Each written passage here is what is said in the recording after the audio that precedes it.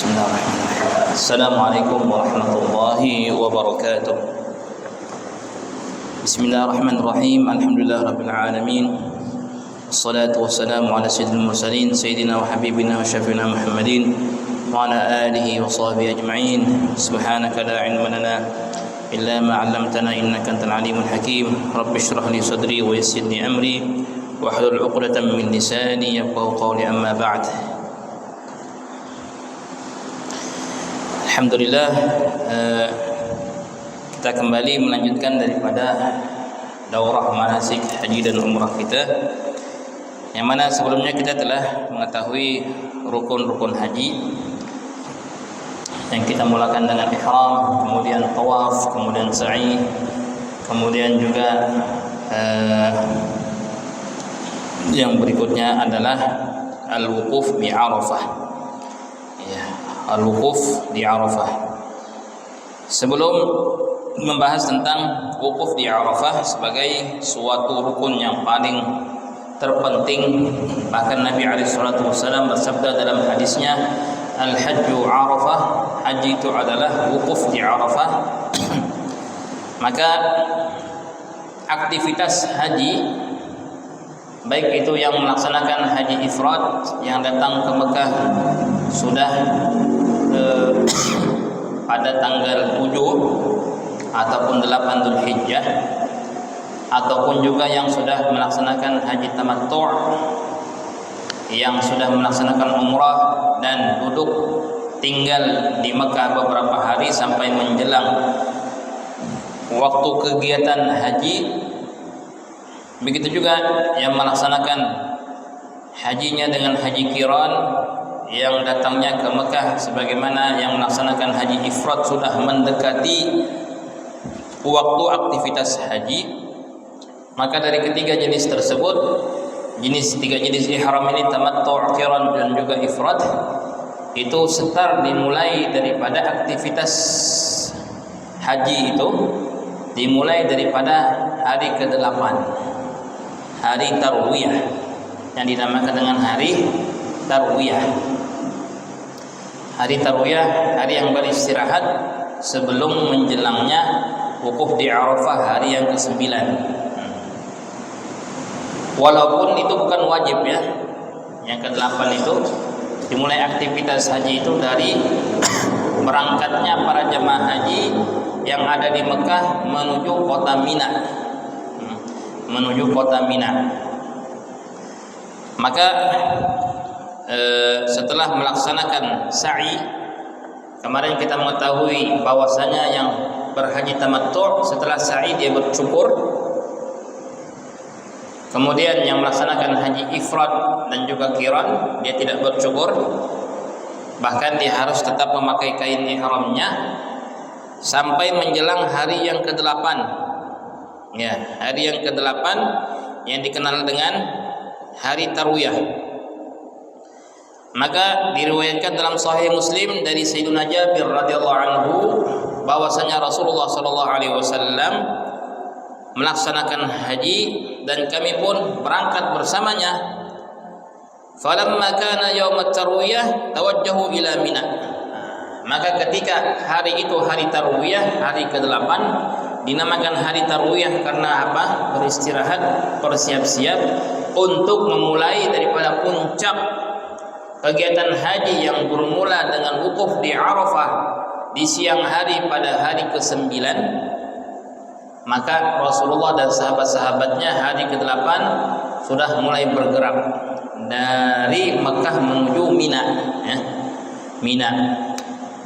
Mina itu kalau sepanjang tahun kosong, ya. Itu hanya ada kemah-kemah yang permanen, yang bentuknya cukup kuat seperti itu. Kalau yang pernah pergi umrah itu akan melewati Mina seperti suatu kawasan yang tidak ada penghuni, kosong semua. Kalau sudah musim haji baru diisi oleh orang. Ya, maka ketika itu bergeraklah ke sana. Kemudian kata Sayyidina Jabir, fa shalla biha dhuhra wal 'ashra wal maghriba wal 'isya wal fajr. Maka di sana Rasulullah SAW melaksanakan salat zuhur, asar, maghrib dan juga isya. dan keseluruhannya mengerjakan dengan di jamak, melainkan subuh. Subuhnya di sini adalah subuh hari ke-9. Nah, jadi berangkat di sana di pagi hari sampai di zuhur, asar, salat maghrib, salat isya sampai ke subuh harinya. Maknanya Rasulullah bermalam malam Arafah di mana? Di Mina. Arafah itu hari ke-9, jadi malam ke-9 Rasulullah dan sahabatnya ketika itu berada di Mina. Ini sunnah saja, bukan wajib harus bermabit. Mabit di Mina di malam itu bukan sesuatu yang wajib. Mabit di Mina nanti kalau sudah selesai hari Idul Adha, itu ada yang namanya hari tasyrik, itu 3 malam baru namanya mabit. Ini hanya sunnah saja bermalam di Mina di malam hari Arafah. Naam. Summa makatha qalilan hatta tala'atis syams. Kemudian Nabi dan sahabatnya berada di kota Mina di hari Arafah hari ke-9 sampai matahari itu naik. Fa ajaza hatta ata Arafah. Ketika matahari naik, mulailah bergerak Rasulullah dengan sahabat-sahabatnya di hari Arafah hari ke-9 menuju Arafat. Menuju Arafah. Ya. Maka dari hadis ini kita mengetahui di pagi hari ke-8 setelah sholat subuh, para jemaah haji itu berangkat ke Mina, melaksanakan sholat zuhur di sana. Nah, kalau mau ke Mina sebelum subuh hari ke-9 boleh, tidak menjadi masalah. Kemudian sholat zuhur di sana, asar di sana, maghrib di sana, isya di sana, dan bermalam, dan itu sambil memperbanyak dari talbiyah. Setelah tawaf itu berhenti, stop talbiyah, ketika sa'i juga stop talbiyah, maka ketika bergerak ke Mina kembali lagi sebagaimana dia berangkat dari miqat setelah ihram menuju Makkah, memperbanyak talbiyah, labbaik Allahumma labbaik, labbaik la syarika laka labbaik. Naam.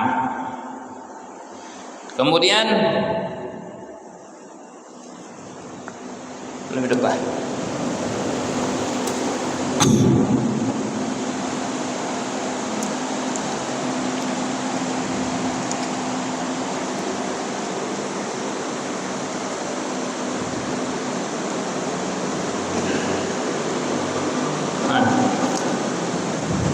Ini Masjidil Haram di mana orang akan berangkat menuju Mina. Di sini Mina. Ini kawasan Mina ini semuanya nih. Ini Jamarat. Jamarat itu tempat melontar jumrah yang 3, letaknya betul-betul di dalam Mina. Ya, di sini. Jadi bergerak dari Masjidil Haram menuju Mina. Bermalam di sini malam Arafah. Pagi Arafah bergerak semuanya kemana? Ke arah Arafah. Ke sini. Inilah kawasan Arafat yang merah ini semuanya.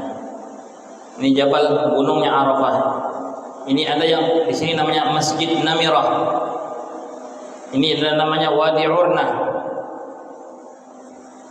Di antara Mina dengan Musdalifah itu ada Arafah. Orang yang akan berangkat ke Arafah akan melewati Musdalifah. Antara Mina dan Musdalifah itu ada suatu wadi, lembah. Tidak nampak lagi sekarang lembahnya, tapi kawasan itu ma'ruf, dikenal dengan Wadi Muhassir. Apa ini Wadi Muhassir? Lembah di mana tentara Abrahah tidak bisa bergerak untuk menuju masuk kota Mekah. Jadi jauhnya dari sini. Di daerah ini maka terhentilah tentara Abrahah, gajah-gajahnya dan juga para pasukannya tidak bisa bergerak di sini. Di sinilah mereka dilempari oleh burung-burung yang ketika itu membawa daripada bebatuan dan akhirnya memusnahkan tentara tersebut. Ya. Kemudian setelah dari Mina di subuh hari Arafat, hari ke-9 Dzulhijjah, bergerak semua orang ke Arafah. Kalau kita melihat nanti faktanya di sana bergerak dengan bis, itu kadang-kadang pagi zuhur baru nyampai. Padahal jaraknya tidak jauh. Jaraknya kurang lebih setengah jam lebih begitu. Kenapa? Karena begitu banyaknya rombongan-rombongan yang bergerak, akhirnya jalan-jalan itu sebagiannya macet, khususnya ketika keluar daripada Mina dan juga ketika parkir mobil, parkir bis di kawasan Arafah. Nah, maka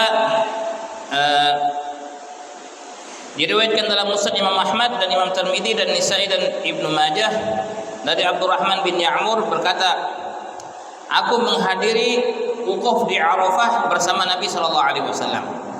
Kemudian datanglah orang-orang dari Najd bertanya, "Ya Rasulullah, bagaimana haji itu?"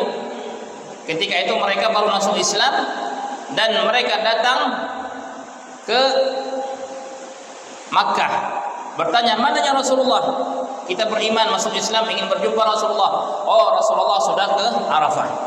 Maka hari Arafah itu mereka pun cepat-cepat menjumpai Rasulullah, ingin menyempatkan haji. Sesampainya di Arafah, mereka bertanya, "Ya Rasulullah, masih sempat enggak ini? Kaifal hajj? Bagaimana haji kami ini ya Rasulullah?" Maka Nabi mengatakan, "Al-hajju Arafah."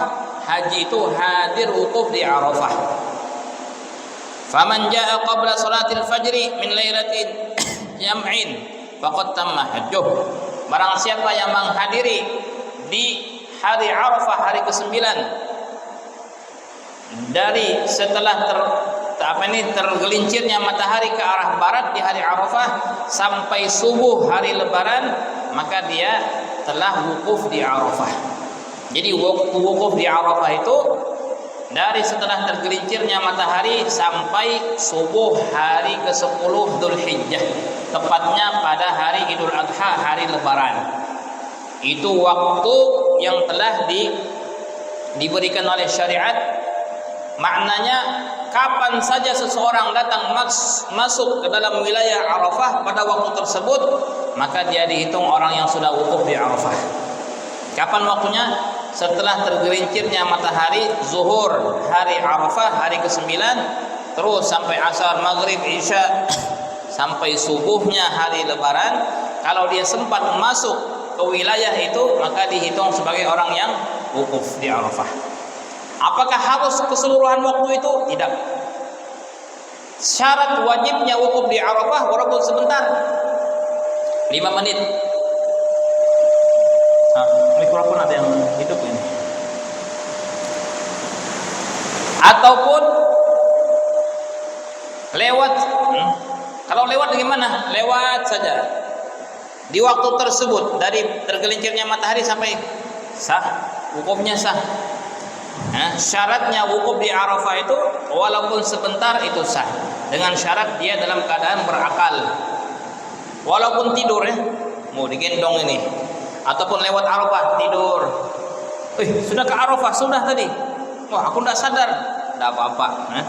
Walaupun dalam keadaan tidur sah wukufnya di Arafah.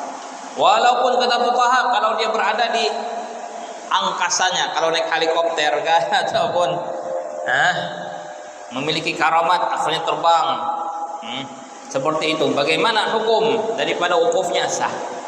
Karena tidak disyaratkan sepanjang waktu itu dia berada di Arafah. Cukup sebentar saja dia Arafah, maka sudah itu dihitung sebagai orang yang melaksanakan rukun wukuf di Arafah. Kemudian memperbanyak talbiyah.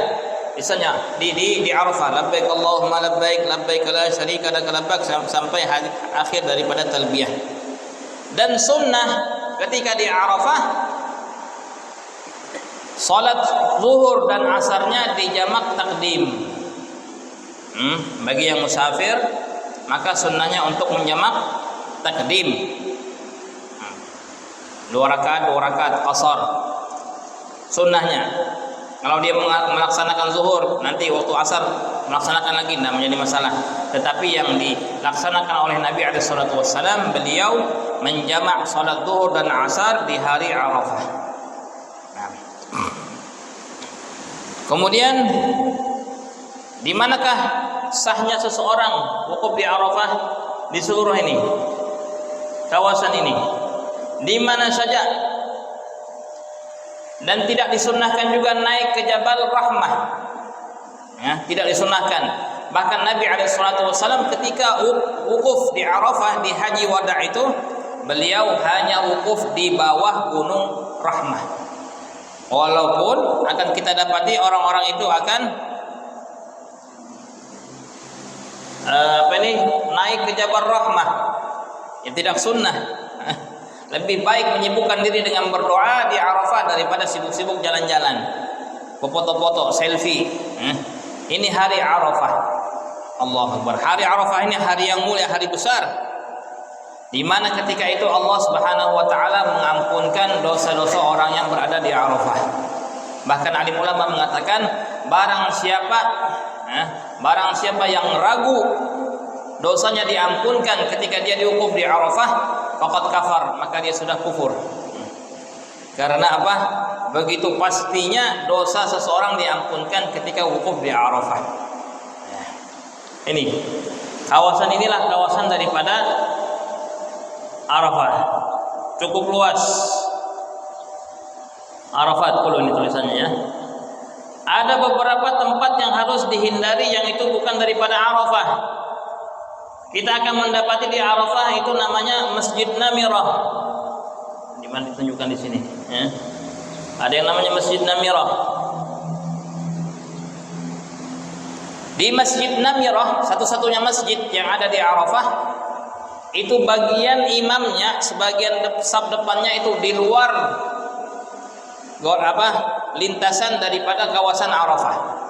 Orang yang berwukuf di depan, bagian depan daripada Masjid Namirah tidak sah wukufnya. Perlu diperhatikan ini. Ada orang istilahnya, kan di sana sudah disiapkan tenda, masing-masing negara, masing-masing kawasan sudah disiapkan. Ada yang mengatakan, lebih baik aku sampai di i'tikaf di masjid.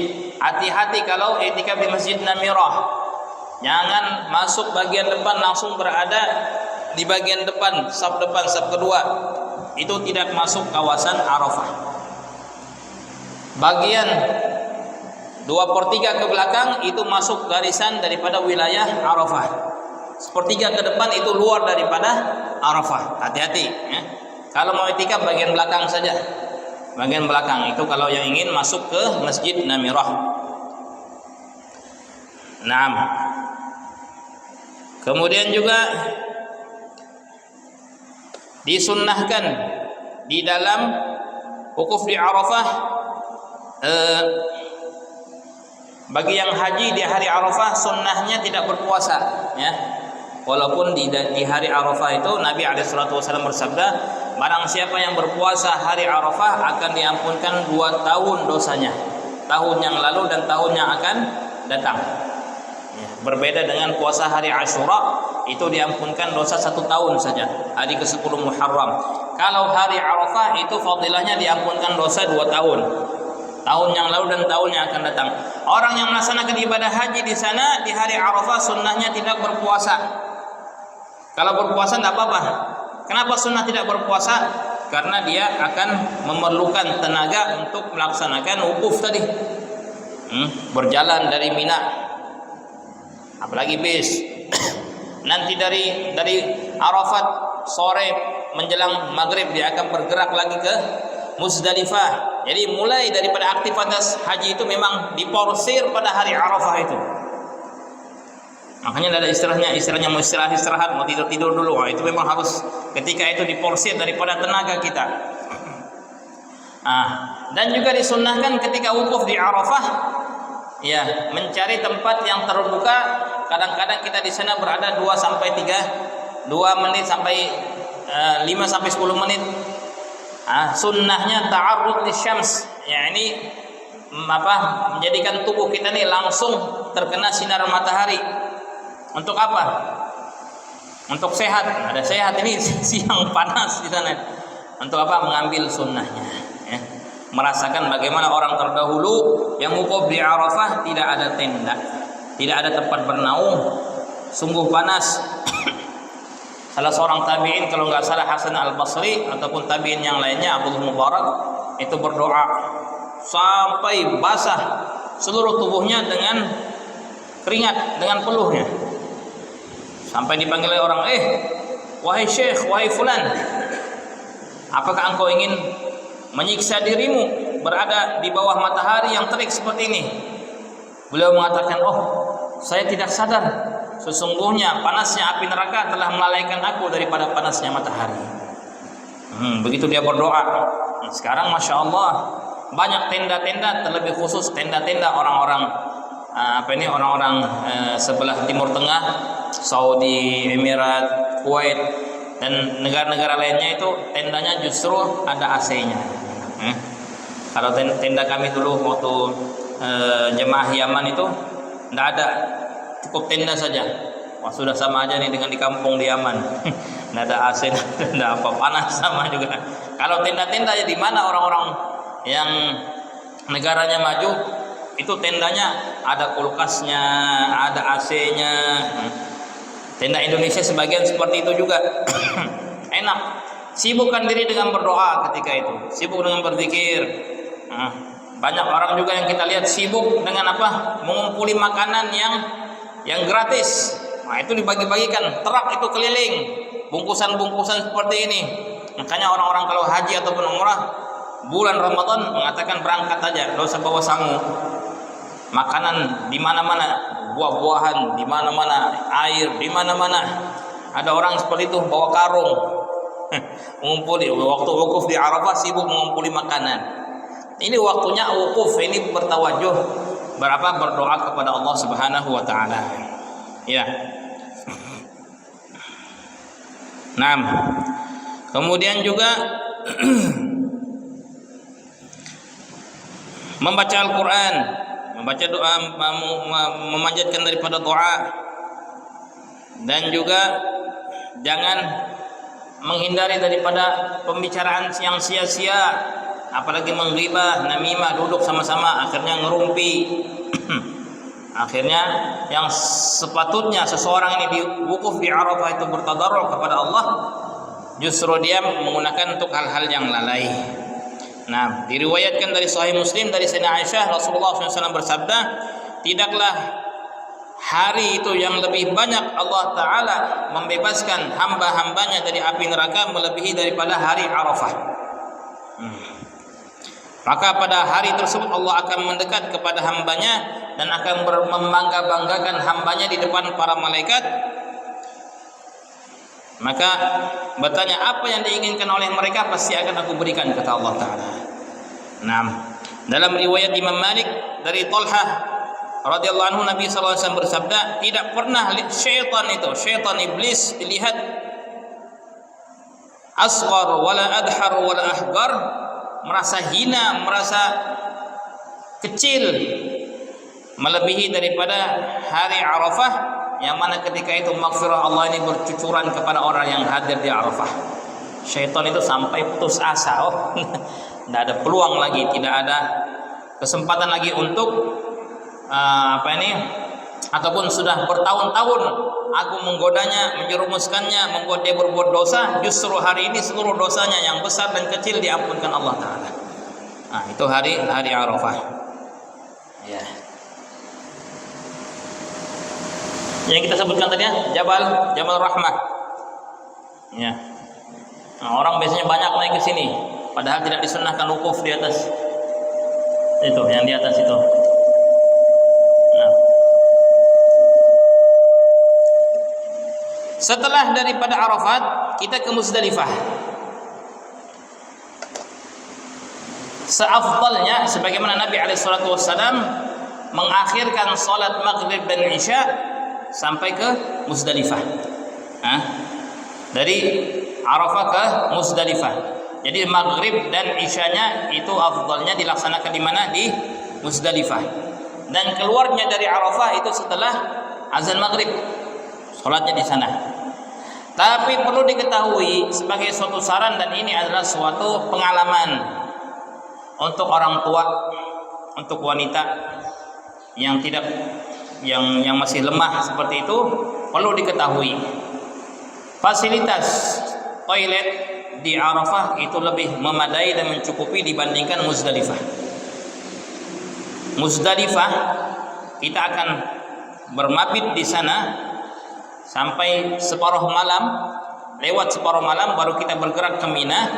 Itu fasilitasnya kadang-kadang satu WC antrinya sampai 100 orang. Jangan sampai WC-nya jadi WC padang pasir.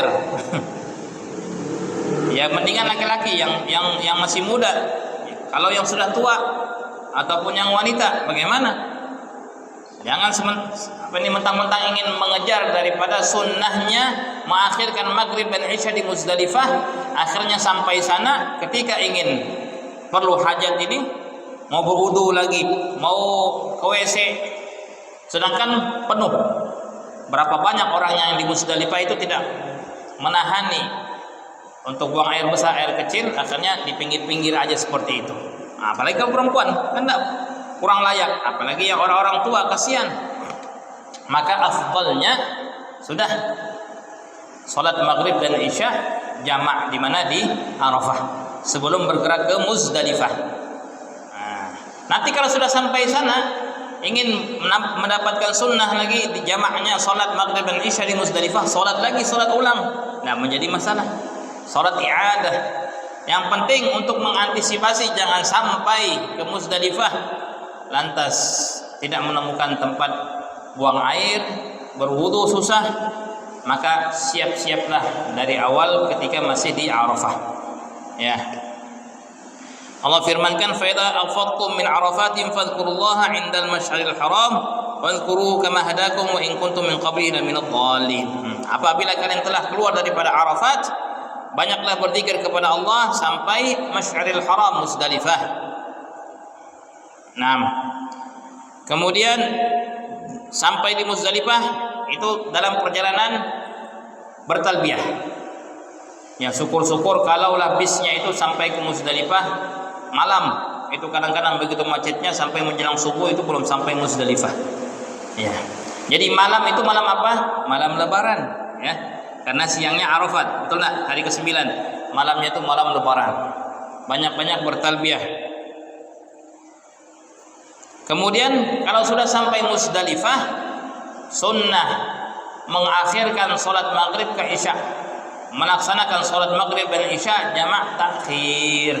Jangan jamak takdim. Walaupun sampai awal, oh cepat naik kereta, oh cepat bisnya yang lebih awal sampai, masih ada waktu maghrib, jangan langsung sholat. Sunnahnya mengakhirkan maghrib ke isya. Beda dengan di Arafah. Di Arafah sunnah sholat zuhur dan asar jamak takdim. Tapi di Muzdalifah sunnahnya jamak takhir. Apa yang kita lakukan di sana? Menunggunya bukan diam-diam aja, tapi sambil bertalbiyah, baca Quran. Dan juga di sana kita mengambil batu untuk melontar. Batu untuk melontar dari mana? Dari Muzdalifah. Sunnahnya mengambil dari mana? Muzdalifah. Iya. Afdalnya untuk memudahkan kita untuk melaksanakan pelontaran pada hari-hari tasyrik, sekaligus saja mengambil jumlah 70 batu. 70 bebatuan, ya.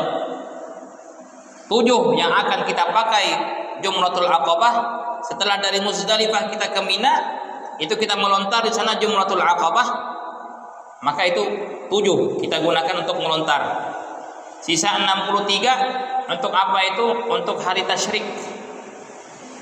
Hari tasyrik itu berapa hari? 3 hari. Hari 11, hari 12, hari 13. Setiap hari kita melontar berapa jumrah? 3 jumrah. Al-ula, al-usta dan kubra, al-aqabah. Setiap lemparan ini 7 dikali 3 berapa? 21. Dalam sehari kita menggunakan 21 batu. Setiap jumrah dilempar 7 batu. 21. Dikali 3 hari berapa? 63 batu. Itu untuk yang 11, 12, 13. Yang 7-nya tadi itu pada semalam subuhnya hari lebaran yang kita gunakan untuk melontar Jumratul Aqabah. 7 ditambah 23 berapa? 70 batu. Itu kita ambil di mana? Di Muzdalifah. Oh, susah mendapatkan. Kadang-kadang batunya berebutan. Ya paling tidak ambil 7 saja dulu untuk melontar yang subuhnya nanti untuk Jumratul Aqabah. Dan perlu diketahui, batunya harus betul-betul jenis batu. bukan tanah yang keras yang apabila dipencet seperti ini langsung hancur, itu tidak sah. Ataupun batu aspal tidak sah juga. Ataupun batu apa lagi? Batu semen. Semen-semen yang sudah keras itu, itu tidak sah. Betul-betul namanya batu. Dan sunnahnya batunya tidak besar, tidak kecil, seukuran ruas jari ini. Itu seukuran itu. Ada sebagian orang, ini kalau jumrah ini melempar setan ini hikmahnya. Nggak sakit kalau begini setannya nih. Ambilkan batu karang aja. Itu tidak, walaupun sah tetapi tidak sunnah. Sunnah yang kecil-kecil seperti ini. Dan tidak perlu sama, yang mana ukurannya, pokoknya mirip-mirip aja sudah, ambil aja sudah. Ya, mungkin kalau jemaah Indonesia biasanya disiapkan dari kerajaan Saudi. Setiap orang ada sudah satu bungkus seperti itu untuk Jamratul Aqabah di pagi harinya. Jadi menunggu di sana sampai kapan? Sampai separuh malam. Lewat separuh malam itu yang wajibnya. Tidak boleh dia habis sholat isya langsung ke Mina, tidak sah. Jadi syaratnya mabit di Muzdalifah apabila dia telah menghadiri separuh malam lewat di Muzdalifah, walaupun hanya 5 atau 10 menit selesai sudah bergerak kemana? Ke Mina. Ini tadi ya. Mana tadi? Perlu diketahui ini Muzdalifah dengan Mina. Kalau ada yang mabit di Wadi Muhassar tidak sah mabitnya. Ini kadang-kadang orang tidak terasa karena begitu penuhnya di sini akhirnya ke sini. Mabit tidak sah. Wadi Muhassar yang terletak antara Muzdalifah dengan Mina. Jadi inilah daripada Muzdalifah. Setelah sekitar jam 12:30 ataupun jam 12:15 bergeraklah jamaah tadi menuju Mina. Baik itu dengan bis ataupun kereta api yang sudah disiapkan atau berjalan kaki. Itu menuju, itu malam Lebaran. Jadi betul-betul fisik ini diperlukan. Bergerak dari Muzdalifah menuju Mina. Dan mabit di Muzdalifah itu termasuk hal yang wajib. Kita kemarin menulisnya di antara wajib haji itu apa? Mabit di Muzdalifah. Ini. Ya. Kemudian juga ketika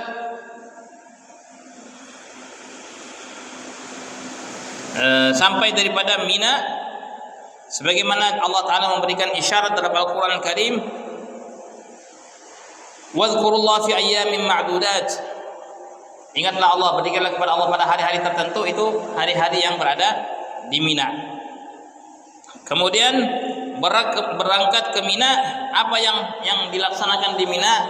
Dari Muzdalifah ke Mina sambil bertalbiyah, labbaik Allahumma labbaik, labbaik la syarika laka labbaik, terus sambil membaca doa Rabbana atina fid dunya hasanah wa fil akhirati hasanah wa qina adzabannar. Hal pertama sampai di Mina yang dilakukan adalah melontar. Melontar Jumratul Aqabah.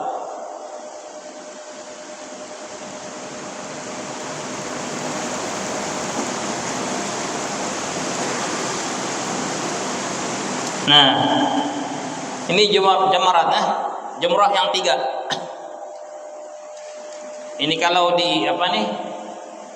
dari sini nanti orang akan berjalan. Ini dibikinkan jembatan luas, jembatannya besar. Berjalan seperti itu, maka inilah yang akan didapati terlebih dahulu. Minta maaf, dari sini. Dari sini aja, dari sini. Ini jamrah al-ula yang pertama, jamrah al-wusta yang kedua, inilah jamrah al-aqabah. Jamrah yang ketiga itu yang dilontar pada malam Lebaran. Ya, pada malam Lebaran. Ini yang akan dilontar, ini dilewati, ini yang dilontar. Jangan sampai ini yang dilontar. Tidak sah. Ataupun yang tengah, tidak sah. Yang ujung sekali.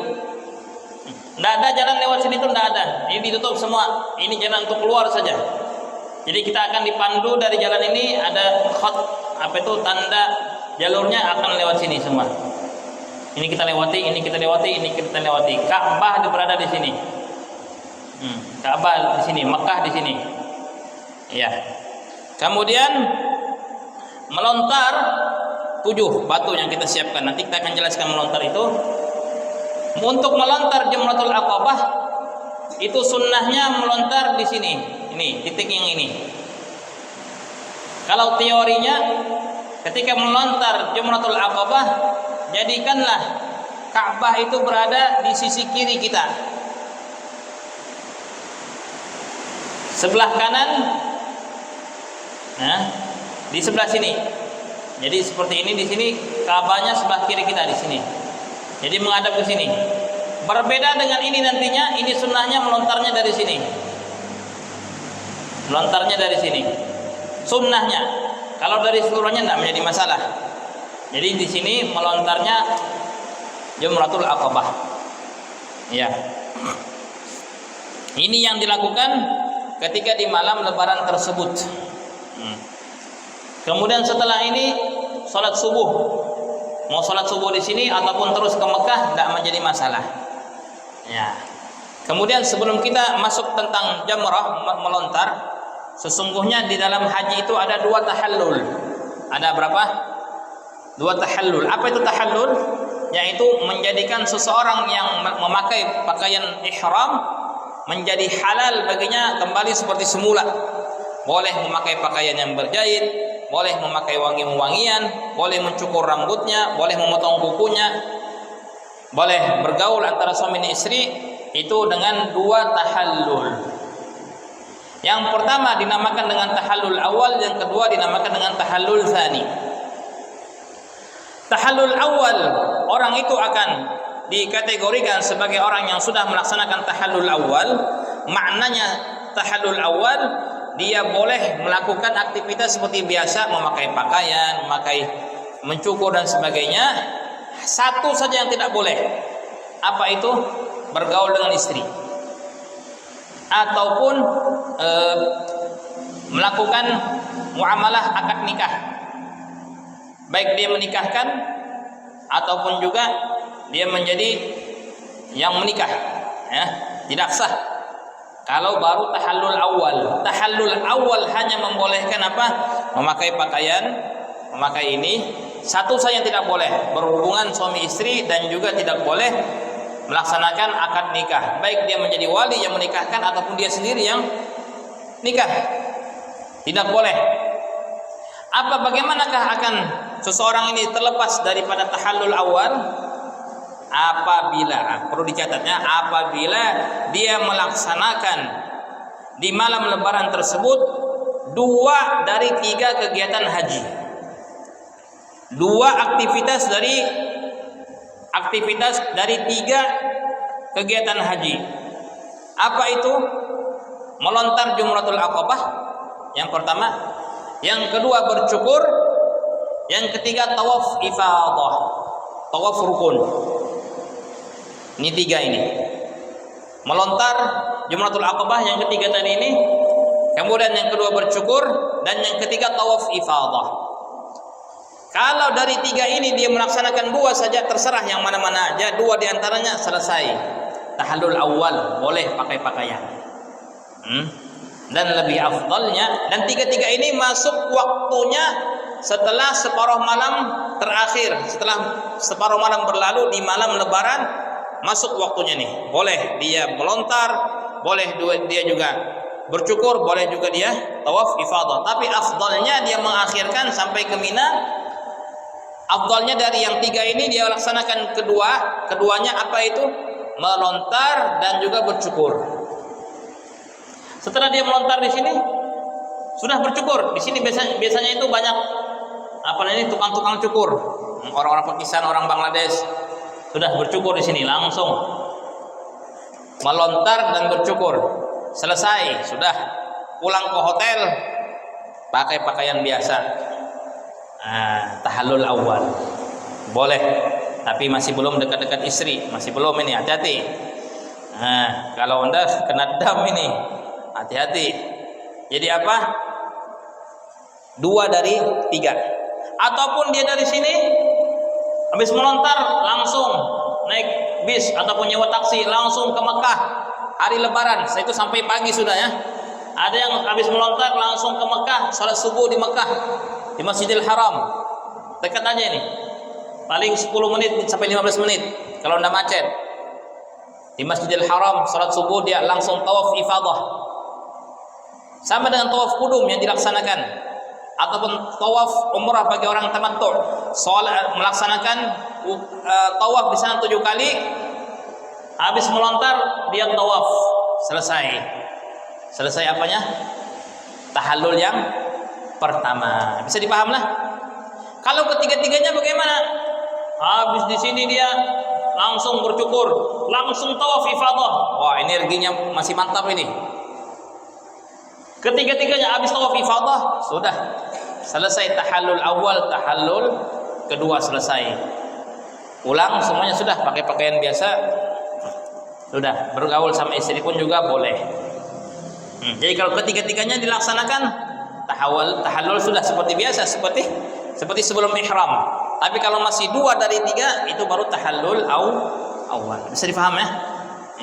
Ya, tapi kalau ringkasnya seperti itu enaknya habis melontar cukur ke hotel, ganti pakaian, mau tawaf ifadah.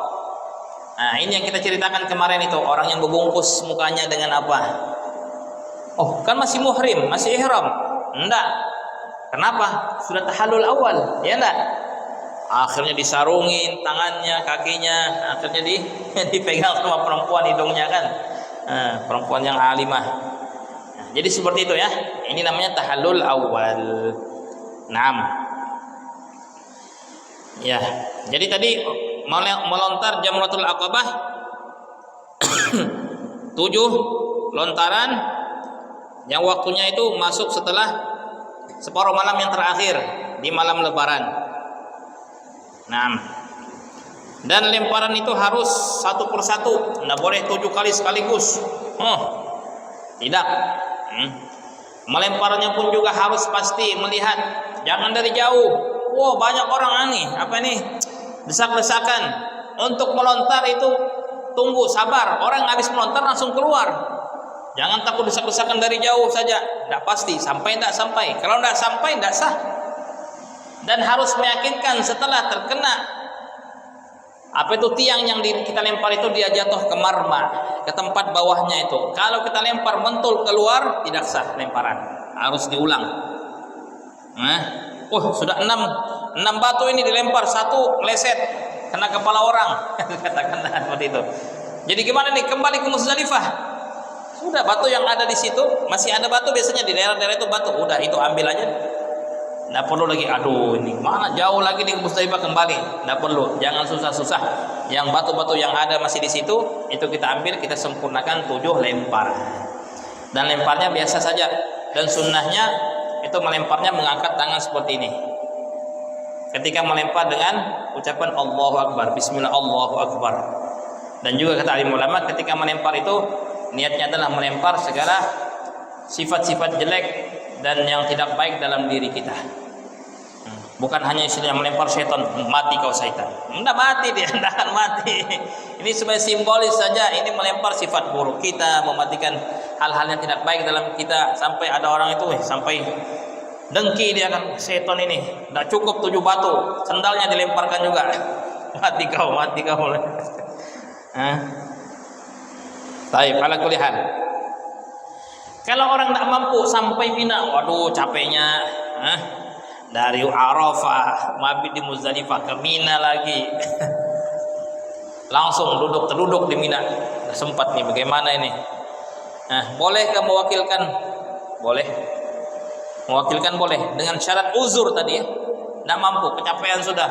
Langsung panas dalam. Mewakilkan boleh, tapi dengan syarat yang melemparkan untuk dia, syaratnya dia melemparkan dulu untuk dirinya sendiri. Selesaikan punya kita 7 kali, baru ini lontaran untuk si fulan, lemparkan. Dan tidak termasuk uzur apabila kaum wanita sudah, yang perempuan di sini aja lo ya bini-bini, nanti kulemparkan semua. Tapi satu orang bayar 500.000 seperti itu misalnya. Yang tidak sah. Bukan suatu uzur, mereka mampu. Kalau mereka sakit tidak mampu, kecapean, baru boleh. Satu. Yang kedua juga ada yang sebagian dari Arafat sudah mewakilkan. Nanti kalau di Mina nanti kau aja yang melemparkan. Wah, belum ada uzur lagi. Masih sehat orangnya. Dari Arafat sudah ini. Ambil ini 500.000, 100 rial ambil. Nanti kau lemparkan aku ketika di Madinah. Di mana? Di Mina. Tidak sah. Perwakilannya tidak sah. Kalau sudah sampai Mina tidak mampu, capek. Nah, sekarang silahkan untuk apa? Mewakilkan pada yang lainnya. Naam. Tidak sah kalau habis di Muzdalifah tadi, belum separuh malam dia sudah ke Mina melontar, tidak sah karena melontar itu waktunya setelah separuh malam yang kedua. Naam. Berhati-hati ketika melontar ini, jangan sampai melontaran kita tidak sah. Kalau lontarannya tidak sah, tahallulnya tidak sah. Melontarnya sembarangan, hendak masuk ke dalam ininya ataupun melemparnya meleset, ya sudah tidak apa-apa, Allah Maha tahu. Kalau lontarannya itu tidak sah, dia bertahallul, bercukur, memakai pakaian itu kena dam semua itu. Dia semuanya. Bayar fidyah. Bukan dia, fidyah. Maka berhati-hati, lontaran harus yakinkan sah lontaran tersebut. Naam.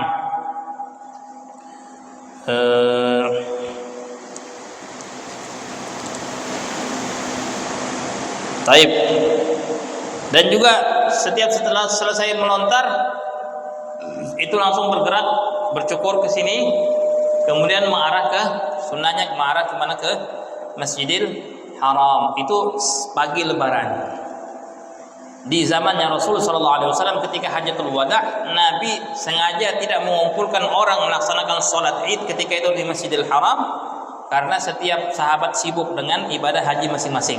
Ada yang sudah sampai Mekah, ada yang sampai melontar, sehingga ketika itu mereka melaksanakan sholat Id itu jemaah-jemaah saja. Jemaah-jemaah. Ada 5 orang, ada 10 orang itu melaksanakan sholat Id ketika itu, tidak dikumpulkan semuanya oleh Nabi Sallallahu Alaihi Wasallam, menghargai ataupun memperhatikan bagaimana sahabat-sahabatnya yang ketika itu sibuk dengan melaksanakan ibadah haji. Kemudian setelah itu bercukur, ya bercukur ya. Sekitar 5 menit ini, habis itu kita akan ada pertanyaan. Bercukur adalah suatu rukun ya, bercukur.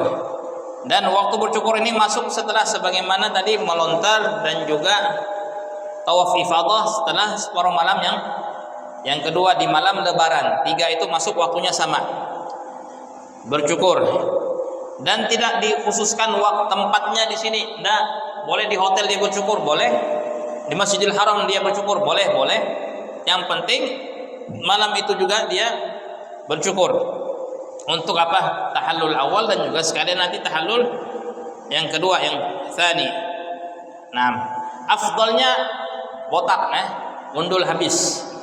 Dalam riwayat Nabi alaihi salatu wasallam bersabda, Allah marham al-muhalliqin, ya Allah rahmatilah orang yang berbotak, kata Rasulullah. Sahabat mengatakan, yang cukur saja ya Rasulullah. Nabi berdoa lagi, ya Allah berikan rahmat kepada orang yang berbotak habis. Sampai 3 kali didoakan oleh Rasulullah. Baru yang terakhir, yang keempat, Nabi mengatakan, yang bergunting juga ya Allah, rahmatilah mereka. Jadi sunnahnya apa? Berbotak. Melainkan kalau orang tersebut ingin melaksanakan umrah nantinya, khususnya orang yang haji apa ini? Haji ifrad. Setelah selesai hari tasyrik semua nanti dia akan umrah. Kalau umrah ada bergunting juga. Ini sudah botak habis, apa yang digunting nanti? Jadi afdalnya disisakan. Disisakan. Katakanlah seseorang ini memang begitu sudah habis rontok rambutnya, tidak ada rambut lagi sudah, ataupun sudah memang botak. Apa yang dipotong? Maka sunnahnya untuk apa? Menjalankan, mengusap rambutnya dengan apa? Dengan silet. Mengusapnya saja seperti itu, walaupun tidak ada rambutnya. Bukan maknanya orang yang botak tidak sah hajinya, kan ada rambutnya dipotong. Dan itu rambut kepala saja, ya, rambut kepala saja. Dan setiap daripada helaian rambut itu hasanah min hasanatil haram, kebaikan yang dilaksanakan di Masjidil Haram. Ya, jadi satu helai rambut itu seperti orang yang melaksanakan 100.000 kebaikan di mana? Di pahalanya di Masjidil Haram. Berapa rambutnya sebanyak itulah juga kebaikan yang dilakukan. Ada orang Baduy ini dia tidak paham mendengar fadilah keutamaan cukur rambut itu. Setiap rambut pahalanya sebagaimana kebaikan yang dilakukan di Masjidil Haram, pahalanya 100.000. Habis semua di botaknya, rambutnya, alisnya, kumisnya, janggutnya. Masuk ke tenda, bismillah. Oh, kaget orang, siapa ini kayak tuyul ini. Kenapa begini loh ya? Kenapa cukur? Anda tahukah satu rambut itu kebaikan seperti Masjidil Haram, yaitu kepalanya, bukan semuanya. Habis semua dicukur, alis semua, kumis, janggut dicukur, habis semua. Jadi yang dicukur rambut saja, bukan yang lain-lain. Nah, makanya tidak belajar, akhirnya sembarangan. Nah, sekurang-kurangnya 3 helai rambut itu sekurang-kurangnya. Yang wanita jangan botak, jangan. Wanita cukup mencukur dari bagian bawah rambutnya, cukup itu. Nah, ya kemudian nantinya akan melaksanakan tawaf ifadah. Tawaf ifadah seperti biasa, seperti tawaf qudum, seperti tawaf umrah orang yang tamattu, 7 kali keliling selesai. Nah, kita cukupkan sampai sekian. Nanti insyaallah malam kita lanjutkan lagi tentang kegiatan di hari-hari tasyrik, mabit di Musdalifah, masjid mabit di Mina, dan juga kegiatan-kegiatan yang terakhir yaitu tawaful wada. Mungkin kalau ada yang tanyakan 5 sampai 10 menit, kami persilahkan.